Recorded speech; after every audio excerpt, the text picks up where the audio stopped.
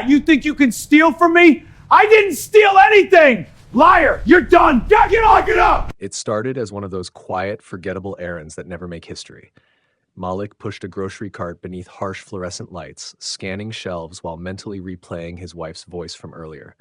"Don't forget the milk this time," she'd laughed. His phone buzzed again in his pocket, vibrating insistently. He answered softly, "Yeah, I'm here now." "No, I didn't forget it." Her voice came through warm, grounding, asking how long he'd be, telling him the kids were setting the table. Malik smiled, glanced at the milk cooler, and reached for a carton. That's when the atmosphere shifted. A man's voice, sharp and certain, sliced through the aisle. "Sir, you need to put that back." Malik turned to see a store manager already frowning, eyes fixed on him, with a confidence that didn't come from evidence. "I saw you hide something," the manager said loudly, too loudly, drawing attention like a magnet. Malik felt the familiar tightening in his chest, the silent checklist activating. Stay calm. Speak clearly. Don't react. "I didn't take anything," he replied evenly, opening his jacket to show empty pockets. The manager didn't apologize. He scoffed. "We'll see about that." Carts slowed. People stared at Malik's hands instead of his face. His phone buzzed again, his wife checking in, but he didn't answer this time. He was already being escorted away and framed by suspicion he hadn't earned. Somewhere between the bread aisle and the back room, Malik understood this wasn't about groceries at all. It was about who people decided he was before he ever spoke.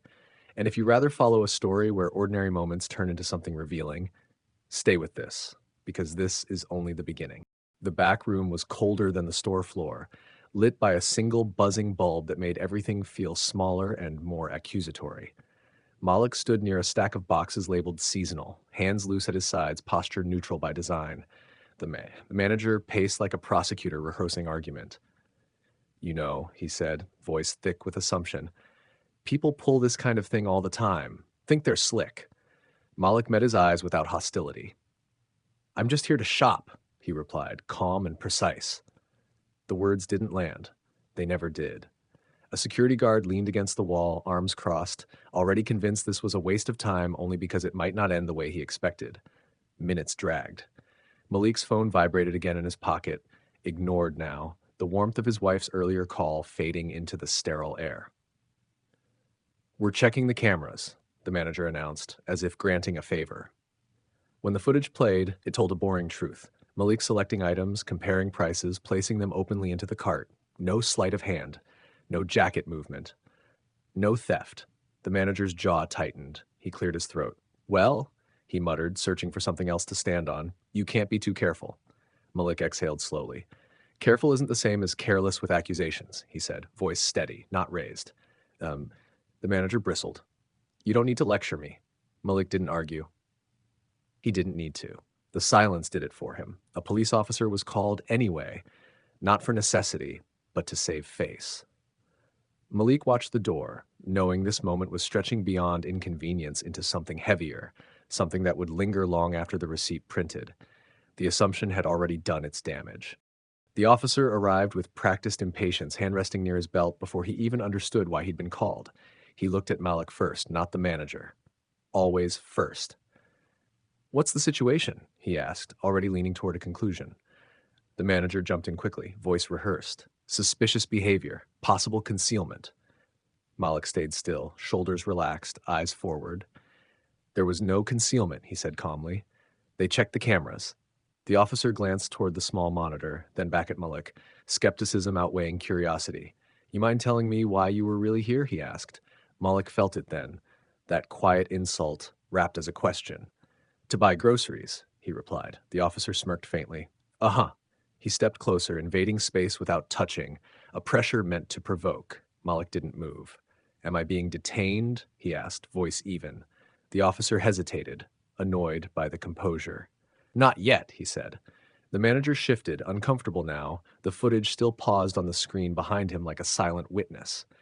"He didn't steal anything," the security guard finally muttered, almost reluctantly. The officer sighed, as if disappointed. "All right," he said, turning back to Malik. "Looks like a misunderstanding." "Misunderstanding," Malik nodded once. "Accusations based on nothing aren't misunderstandings," he said quietly. The officer stiffened, pride pricked. "Watch your tone." Malik didn't change it. My tone has been respectful, he replied.